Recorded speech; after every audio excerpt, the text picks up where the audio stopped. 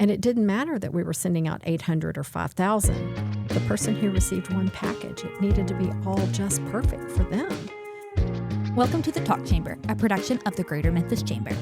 The Talk Chamber is the podcast for the latest on the Chamber, economic development, and all things Memphis. Today's episode features Dusky Grimmig, the CEO of Behind the Scenes. Dusky, thank you so much for coming on the podcast today. Thank you. You know, you're one of my favorites for me to even agree to do this. We are so glad that you are here, truly, and I'm so honored that you have taken the time. So I just want to jump in and give us the opportunity to get to know you. Tell us about yourself. What is your Memphis story or your connection to the city? Awesome. My story's kind of simple. I grew up in Oxford, Mississippi. I relocated to Memphis with a job opportunity. I was a photographer and editor for WREG TV. So I had a news and promotions background and just kind of fell in love with Memphis. Now career evolutions, evolved, family, kids, grandkids, all the things. Memphis is home. So then behind the scenes, what is behind the scenes for people who might not know about what you do? Sure. We're named behind the scenes for a not very obvious reason as we try to set other clients up for success. But what is behind the scenes? We're an event management company. We basically help our clients tell their story to either their customers or their employees. There's two facets to our business. There's the event side, and that could be everything from, social galas to business meetings. But the other facet of our business is our fulfillment side, and that was kind of an accident that we discovered along the way that we were good at. For our audience, we have worked with Behind the Scenes on numerous occasions. They have done so many wonderful productions of our events with us. I know that y'all always help with our State of the Economy, which is one of our signature events, of course, our annual Chairman's Luncheon.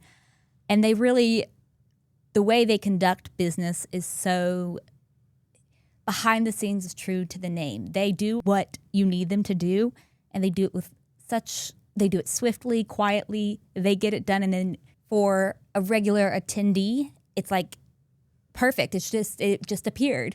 Whereas, of course, behind the scenes, we know that you guys are working behind the scenes every day, creating incredible events all across the city. What inspired you, though, to start your own business? Just feeling like I was really good at something. But it also started with the fact of watching other event companies that did it for their own personal glorification, basically. It was about building their portfolio. And I felt like it was really a reason to understand why someone was doing an event, to understand what the objective was.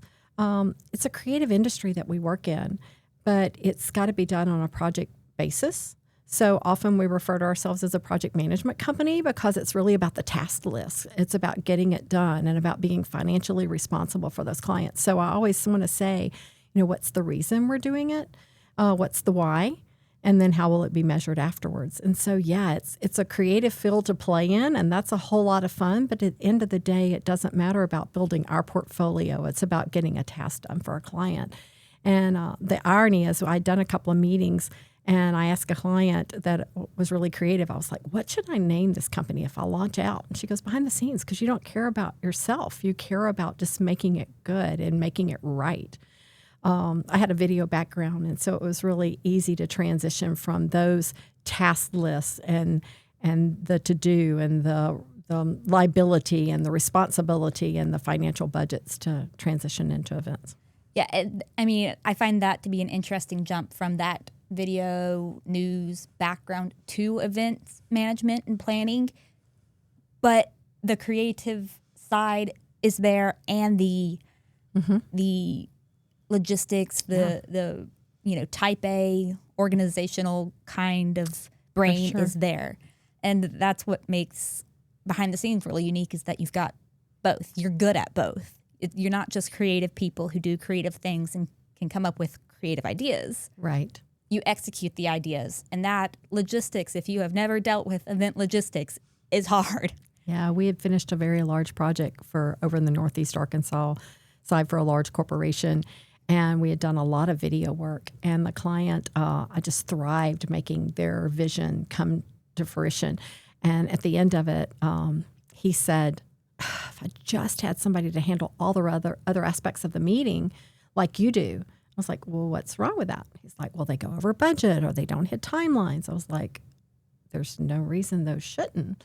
And so I didn't know a whole lot about the event side of tablecloths and centerpieces and catering and that kind of stuff, but it was easy to surround myself with people that all did that really, really well. And I've just been a sponge for 25 years learning from people in the industry and then, delivering that to our clients. And how did you build that team of experts, I would say, people who are good at what they do, which then in turn makes your business great at what they do? Yeah. Looking for people that are humble, first of all, people that are good at their job, but that are humble and willing to still learn more. Surrounding myself with people that also know it's not about them. We've had some of those through the years, but we weren't the right spot for them. It needed to be about what was best for the client and what was best for the guest. And that's another thing we feel passionate about. It's, in the whole planning, it's whatever the customer wants, right? But when it comes down to that day of event or the week of event, depending on what it is, it's about our collective customer then. It's about the attendee that's experienced that. And so I said, we're always asking the why, but that day or that week, we get to deliver for them. And behind the scenes makes me so excited that we get to be the chameleon for that client. We get to be extension of their team. And like for the chamber events you referenced, we feel like we're part of the chamber, when we're greeting out there on ACL and getting those people in the room, we're not a partner. We are you. State of the economy. If we're greeting them at one of the locations in town, often, if we're at the Botanic Garden or wherever it might be, we're you. We don't want them to feel a difference. Yes, and I completely agree with that. And y'all are us. Y'all, when we do these events and we have attendees walking in the door, they don't think twice. Oh, this is this is just a chamber representative. This is just someone here with the chamber. Right. But what I love about that is that y'all are all in, hands-on every step of the way. Yeah. You don't leave it. You don't do the, initial phase of planning and then leave the rest to everybody else. Right. You guys are there from start to finish, the discovery idea phase to the cleanup phase. And you see every project through. And it's just really says a lot about how you run a business. And thank you. Just the work that you guys do is always excellent. And I'm thinking about what you said about the customers of being, of course, the client, the person that you're doing the event for, sure. But then in turn, the attendees of the event, the people that are going, and y'all just become that chameleon, which just goes right back to the behind the scenes. Y'all are the behind the scenes people, but y'all deserve a spotlight. And that's really thank you. Why I'm so excited to have you on the episode, is because I am a huge fan of your work and what you guys do. Another thing that I don't think we've yet to mention, though, is that you are the owner of Behind the Scenes. Therefore, it's a woman-owned business. How has being a woman-owned business shaped your company, whether that's through the culture or the dynamics, your leadership approach, that kind of stuff? I don't know that I really ever thought about that I was woman-owned. I don't know that I just felt like running a business is tough, and you just got to put on your boots no matter what race or gender you are, and you got to get up there and fight for everything, every piece of business. It doesn't come free.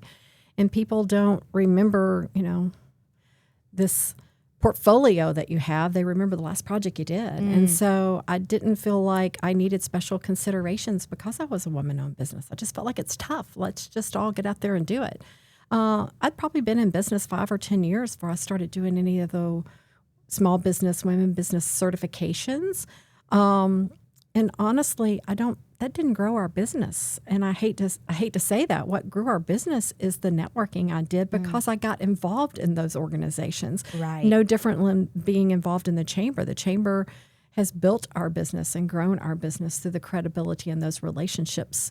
So being woman business owned, I think as far as a leader, keeps me grounded with a compassion. Don't feel like I've had privileged or opportunities except for the ones that I've created or people that have mentored me. And there weren't people that mentored me 25 years ago. I think the whole mentoring concept, we as women started giving each other a little more grace and support, maybe in the last 5 to 10 years.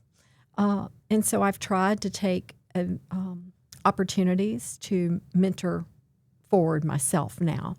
I think the opportunities I was given is because I did what I said I would do. And that, that's really how it should be is, you have great work, you've done great work, therefore you're going to do more great work. And keeping those relationships. Yeah. It's a cycle. Yeah. Do good work, get more good work.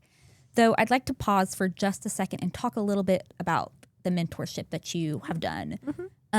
How did you find people to mentor and give back in that way? Was it through a formal organization or was it through one-on-one just relationships that you had with people? A little of both. I often find that people in business will often reach out to me and say, hey, I think you would be a really good asset to my daughter or to these 2 new employees we've hired. And so I see that they see qualities or in me that they would like for me to share with others or to guide others, and I'm always happy to do those. I was fortunate several years ago to be selected in a Mentoring Monday program through the Memphis Business Journal, and through that recognition, I try to volunteer back when I can for that. Often, I'm still affiliated with the University of Mississippi, so through Ole Miss, sometimes they'll come to me and say, we have some women that we see as entrepreneurs that, we would like for you to shape and mold. Interesting enough, I probably mentor more in the entrepreneurial world than I do in the event world or the video world. I've done both. People that are wanting to do video careers, people that are wanting to start their own business in events, wedding, or corporate, because we're corporate only. But for me, it's interesting that more people tend to refer me or suggest that I mentor someone that's wanting to start a business, which I find flattering. I don't really think of myself that way. But it's nice to be admired for that. Right. And how has mentoring others impacted you? I think it's just that feel-good feeling. Yeah. It's just that warm space inside you that you've done something for someone else.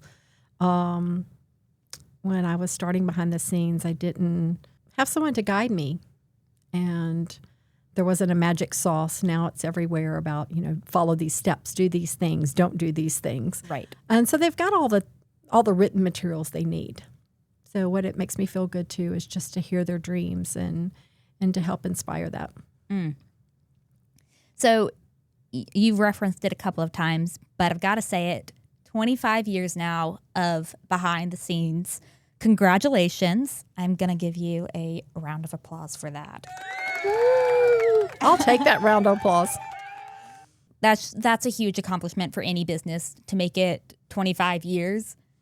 And I want to know, what's the key to being a successful business and making it to 25 years? What was your key, if it's not everybody's key? I don't know about everyone, but I can say for ours, it was the ability to be flexible and just stay flexible. And that could be sort of a corny term or overused. But for us, it has been. We went through a major recession. We went through a pandemic. We've gone through evolution of, explosive social media that has influenced our industry. And then now AI. So we're just continuing to evolve and figure out what's our place in the market and how we serve clients. Flexibility is a really great thing, especially in an event business. I know just from working with you guys that even if every single thing is planned out perfectly, something happens, whether you can help it or not. Right. Whether, somebody gets sick, whatever it is, it happens, and it really requires that kind of flexibility. And so I can really see how that is a guiding factor to making it 25 years, is you've had to be flexible in your day-to-day, but in the overarching 25 years. Sure. Often, for an event, people will say, "Oh, event planning, isn't that stressful?" And it's really not if you keep it all in perspective. We're not doing heart surgery. We're not working at the med and the ER. What we're doing is very important, and stay in that financial accountability that we talked about. But I'll staying flexible and having a plan, having contingency plans. But yeah, flexibility for how we structured the business is what's kept us here. What's funny is I have never seen y'all look stressed. Anyone on your team, y'all just execute very gracefully, and Thank you. I don't see stress, which a lot of people would think. Especially day before of an event, it'd be high stress, but y'all just Stress doesn't get us across the finish line. no, it doesn't. Y'all just go and y'all take it head on, and y'all finish the job. You've kind of mentioned it a little bit, but how has the business landscape changed in 25 years, and how did you keep up? I'll go back and use that term flexibility, but adaptability also. When I started behind the scenes, my mission was to handle all aspects of an event or a single aspect, whatever a client needed us to do. I mean, yeah, we thrive and love doing the entire package of a conference. But sometimes corporations have their own internal team, so we're doing small pieces of it to support theirs. We're the extra arm and legs to do the heavy lifting to do that. So the event planning, coordination, management, that was our core of why I started it, and that's still what we do. The adaptability came for, we were about a year into business, and I'm digressing here a little bit for you, but we were about a year into business. And we had a client say, how those training packets you put together for our conferences, you're putting them together for about 800 people. And, they were sectioned regionally for this particular project. And they were like, we have these packets that need to go out afterwards. And right now we're working with our, a printer and a fulfillment house. Is that something you guys could do? Because we need them done in different languages. And we trust that you guys will make sure that Mandarin Chinese doesn't get mixed up with Japanese, because someone who doesn't speak other languages might assume that that symbol or that font or their character is one particular group. And we had the opportunity to start a facet of our business that was still telling that story. It was still helping communicate that message. But then our focus had to switch to caring what that package that someone received looked like. Was it in order? Was it tutorial to know what to do with it? And it didn't matter that we were sending out 800 or 5,000. The person who received one package, it needed to be all just perfect for them. And so what I was able to do was then to keep those people that were passionate about the on-site, event work year-round, because then they worked in. And some people say, isn't that like warehouse work? And it's like, no, it's not. It's about sorting and caring for the minutia details that go into a package that's assembled to someone. And so we've grown through all these years. So now for some of those clients, we handle all their events for like the medical device industry, but then we also assemble in these very curated packages that go out. I was watching our team this morning before I came over here, and they have VR glasses in them, and they have computers that go in them. And so all these items that go out to sales reps or surgeons for this med device package. So we're not a sterile environment like they get from the manufacturer. We're the training materials. We're the sales materials. And so caring that hospital that gets that goes, wow, that medical device company is on it. Like, this is right. It's got the power cables. It's got the chargers. It's got everything they need in it. So to me, the pride comes from watching our team who cares so much about when they're engaging with a person to then see them care about that package that's going to go to someone. And so, it's allowed us to have a really core team that stays assembled year-round, because we're helping tell that story again for our client, to their customer, or to their employee. So it's fun. When I'm sitting in the strategy from the very beginning, my questions are the same. It's still about, why are we doing this? And what do you want somebody to feel, think, and do when they receive that package or when they leave that big ACL meeting? There has to be a feeling. There's a call to action. We're not just spending money. It goes back to where, it's not how pretty that looks when they get that package. It's what do we want them to feel, think, or do? And that is so true. I want to take a second. And we've talked about a few of your clients and different events. Are your clients regional? Is it just Tennessee? Could you just give us a little insight to where your clients are? All our clients, well, I can't even say all of them. Most of them are based in the U.S. We do have one that's based in France. Oh, cool. They cover all industries. They're hospitality, aviation, transportation, medical device. So, yeah, most of them are corporate clients. There's a few government or association entities that we work with. Very cool.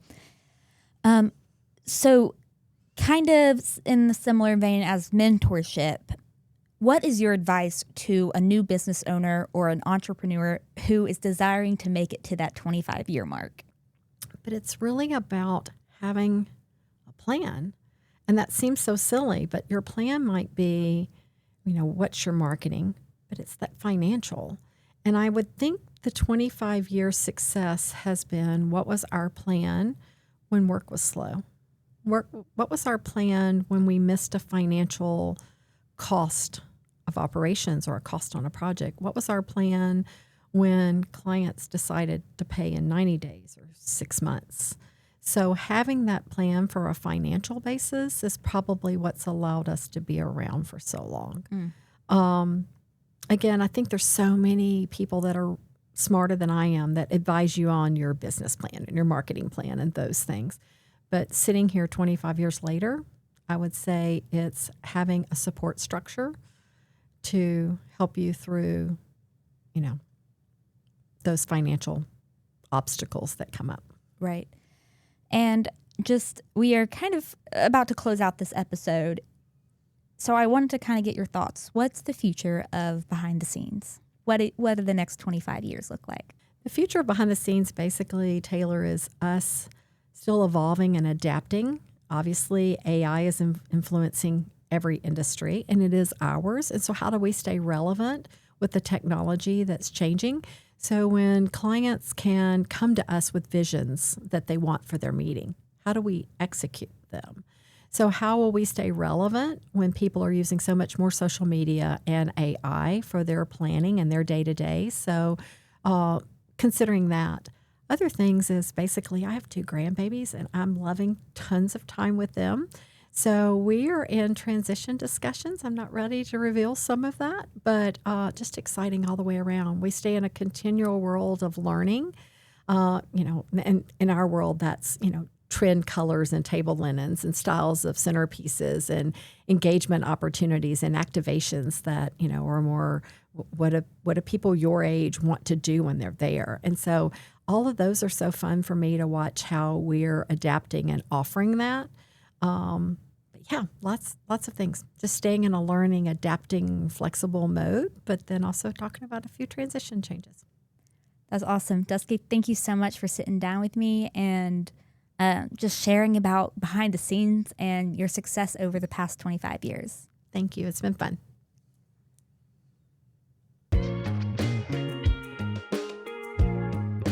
Thank you so much for tuning in to this episode of The Talk Chamber. We are so glad you're here with us. Dusky told us all about her journey to being a 25-year business owner.